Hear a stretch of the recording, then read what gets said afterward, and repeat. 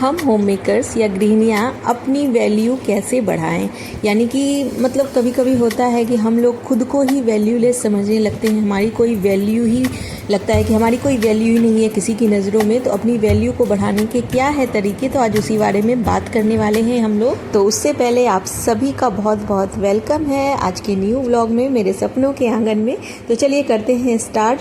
तो यहाँ पे सुबह सवेरे जो है, सुबह सवेरे मीन्स कि अभी टाइम हो रहा है लगभग 7 बज रहे हैं। बच्चे स्कूल जा चुके हैं क्योंकि मॉर्निंग स्कूल हो गई है बच्चों की। तो और 1 घंटे पहले ही जो है सुबह की शुरुआत हो गई है। तो काफ़ी टाइम से जो है ये कंबल वगैरह, 2 कंबल जो हम लोग यूज़ करते थे ठंड में वो पड़े थे, धोना था मुझे उसे। तो आज धोने का बहुत ही जादुई तरीका बताने वाली हूँ आप सबसे, वो भी शेयर करूँगी। और बहुत सारी वैल्यूएबल जो बातें हैं हम हाउस वाइफ के लिए जो ज़रूरी है अपनी वैल्यू को बढ़ाने के लिए। बहुत सारे एफर्ट करने के बाद हम लोग जो वैल्यूलेस हो जाते हैं, डिप्रेस हो जाते हैं, तो उससे भी जूझने के बहुत सारे तरीके आपसे शेयर करने वाली हूँ। तो फिलहाल जो है कोई भी मैंने यहाँ पे सब सुबह पहले जो है कोई भी लिक्विड सा जो डिटर्जेंट होता है उसी में आपको जो है इसको कंबल को फुलाना है। तो उसको मैंने फुला दिया है उधर। तो आप चाहें तो शैम्पू भी यूज़ कर सकते हैं, बहुत ही माइल्ड होता है। फिलहाल जो यहाँ पे क्या हो रहा है वो मैं बता दूं कि नीम के पत्ते ना आज हमने बॉईल कर लिए थे, ठंडा होने उधर रख दिया था क्योंकि पौधे में छोटे छोटे से कीड़े हो गए थे। और ये जो मैं लेकर के जाती हूँ, ये पुदीने के जो हम लोग पत्ते हटाते हैं मार्केट से लेकर के आते हैं, उसकी स्टेम्स को ना इस तरीके से कांच के बॉल में पानी डाल करके रख दिया था। तो थोड़ी थोड़ी सी उनकी री रूटिंग यानी फिर से उसके अंदर जड़ वगैरह निकल आई थी। और छोटे छोटे आप पत्ते देख रहे होंगे कि छोटे मोटे लीव्स भी निकल आते हैं। तो ये बहुत अच्छा तरीका है आपको अगर पुदीने घर पे लगाने हैं तो आप बाहर से जब भी ले करके आए तो उसकी स्टेम्स को इस तरीके से पानी में रख दें। और फिर इस तरीके से मैं देख सकते हैं यहाँ पे मतलब पौधे जो अभी गेंदे का सीज़न जो ऑफ हुआ है तो सारी गार्डन वगैरह क्लीनिंग होती है डेली ही। तो अभी फ़िलहाल पूरी गार्डन जो है लगभग क्लीन हो गई है।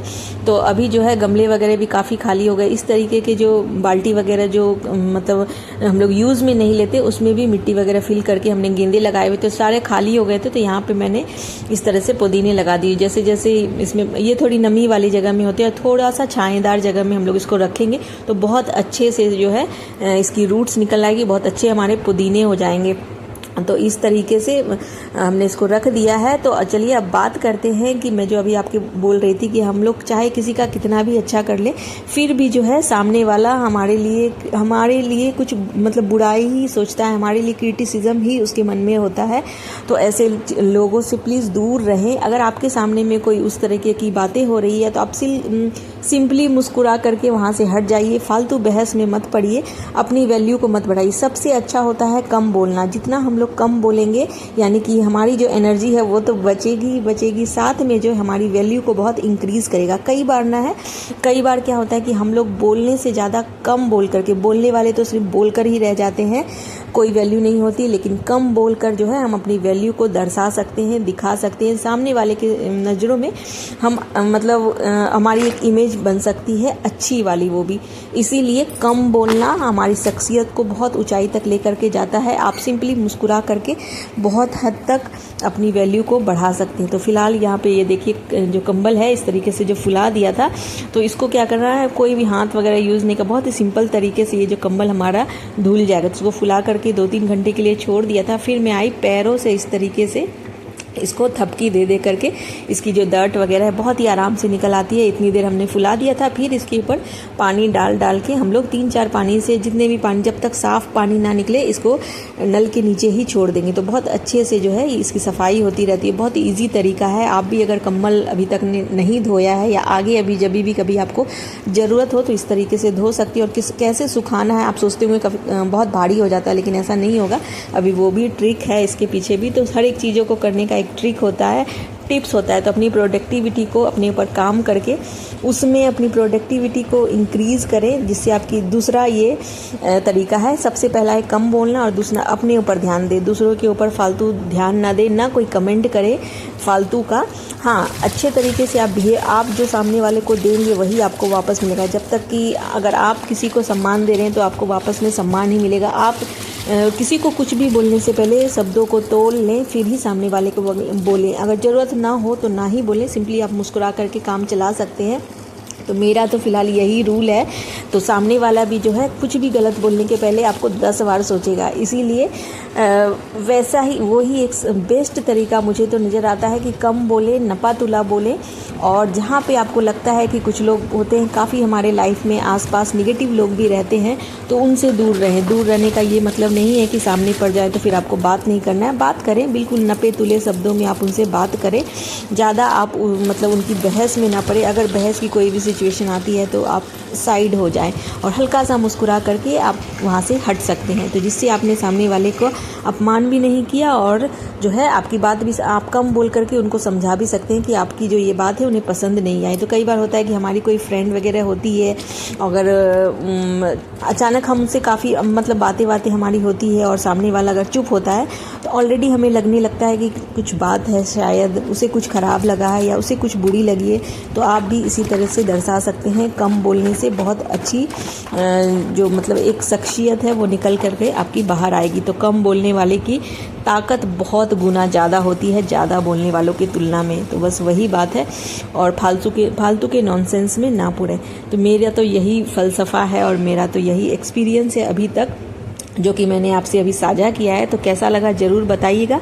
और फ़िलहाल जो है यहाँ पे एक कंबल जो है इस तरीके से धुल लिया है, और इसको ना इस तरीके से टब और जो भी वहाँ पे आप बाल्टी वगैरह में भी उल्टा करके इस तरीके से छोड़ सकते हैं 1 आध घंटे। और दूसरा वाला मैंने इस तरह से शैम्पू के पाउचेस डाल करके इसको भी फुला करके छोड़ दे रही हूँ। ये शाम को धुल जाएगा, जब तक कि ये फूलती रहेगी इसकी डर्ट वगैरह अच्छे से निकल जाएगी। बिल्कुल भी मेहनत नहीं लगती। इस तरीके से भारी कंबल जो है आप आसानी से इसको धुल सकते हैं। और यहाँ पे ये देखिए, इसको एक तरफ मैंने छोड़ दिया था एक कंबल धुल करके, और दूसरा जो है इस तरीके से फुला दिया था। ऊपर से थोड़ा और डिटर्जेंट मैंने डाला था ताकि ऊपर से भी डर्ट वगैरह अच्छे से निकल जाए। और दूसरा वाला जो मेरा है इस तरह से पानी उसका साइड में निकल रहा है। मैंने टब को उल्टा करके दूसरे वाले टब के ऊपर रख दिया था। तो ये बहुत ही बेस्ट तरीका है, बहुत अच्छे से आपके कंबल धुल जाएंगे। और बस इसको छोड़ दिया 2-3 घंटे के लिए, आराम से उसका पानी वगैरह निकल जाएगा। तो ऑब्वियस है कि ये हल्का हो जाएगा। फिर आप आराम से जो है किसी भी ताड़ पे या जहाँ पे भी आपको सुखाना है वहाँ ले जा करके बहुत ही आराम से सुखा देंगे। तो बहुत ही इजी तरीके से। और ये देखिए 2 से 3 घंटे के बाद कितना हल्का हो गया है, और बस ये आसानी से जो हम लोग इसको सुखा देंगे। तो बहुत दिनों से ये पेंडिंग था, बीच में नवरात्रे आ गए थे जिसके कारण मैं ये सारी चीज़ें नहीं कर पाई। तो दिमाग में तो खैर हमें रहता है कि कब हमें करना है। तो बस आज वो टाइम मुझे मिल गया। बच्चों के भी रूटीन जो स्कूल वगैरह हैं वो सारे शुरू हो गए त्योहारों के बाद में, और जो काम भी है हमारे ऑलमोस्ट रूटीन में आ गए। और त्यौहार के टाइम पे तो ऐसे भी हमारे काम जो है 10 गुना बढ़ जाते हैं, जिस वजह से एक्स्ट्रा जो हमारे पेंडिंग वर्क है वो पीछे रह जाते हैं। तो फिलहाल आज मुझे टाइम मिल गया और ये बहुत बड़ा काम आज मेरा हो गया। ये देखिए कितना अच्छा क्लीन हमारा कम्बल हो गया। इसको 2 से 3 दिन तक इसी तरह पड़ा रहने दें, ये आराम से सूख जाएगा। धूप आती है तो ठीक है, नहीं तो जब ये अच्छे से सूख जाए फिर आप धूप में 1 दिन की धूप लगा दीजिए, फिर इसको फिनाइल की गोली डाल करके रख दीजिए।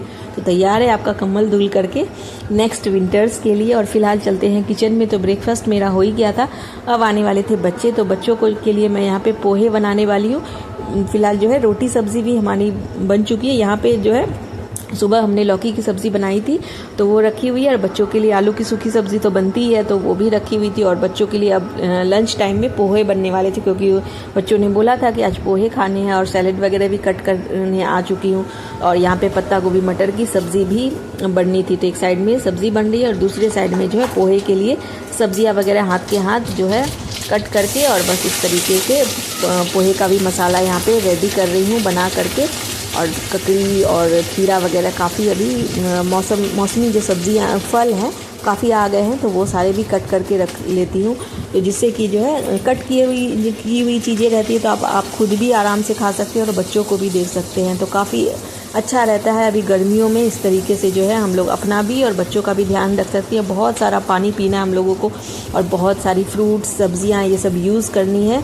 रोटी भले ही हम लोग कम खा लें, बट जो है हम लोगों को फ्रूट और सब्जियां अगर हम लोग खाते हैं और जो लिक्विड चीज़ें वो ज़्यादा लेते हैं तो हम लोग अंदर की अपनी प्रोडक्टिविटी यानी अपने अंदर का जो हमारे सेल्स हैं, कई बार हम लोगों को काफ़ी आलस लगता है, लेकिन अगर आप देखेंगे लाइफस्टाइल को थोड़ा सा चेंज करेंगे सीजन्स के हिसाब से, तो ऑब्वियस है कि आप खुद फील गुड करेंगे बहुत अच्छा, तो आपको सब कुछ अच्छा लगेगा। तो फिलहाल आज के लिए इतना ही, मिलते हैं नेक्स्ट व्लॉग में।